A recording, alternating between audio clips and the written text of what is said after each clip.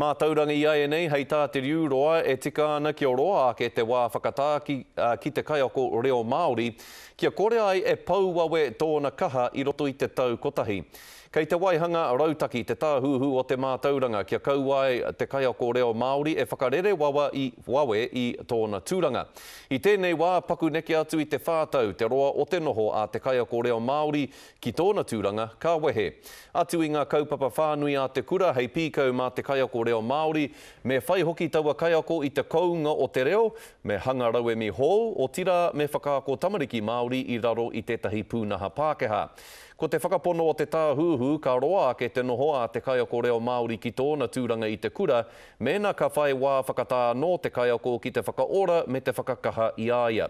E whai whakaaro ana hoki te kāwanatanga ki te whakatū hōtaka kore utu, mā ngā kaiako katoa, kia tāi ai e rātou o rātou pūkenga reo te whakapakari ake, ara kia toko maha ake ai ngā kaiako reo Māori ki tēnā kura, ki tēnā kura.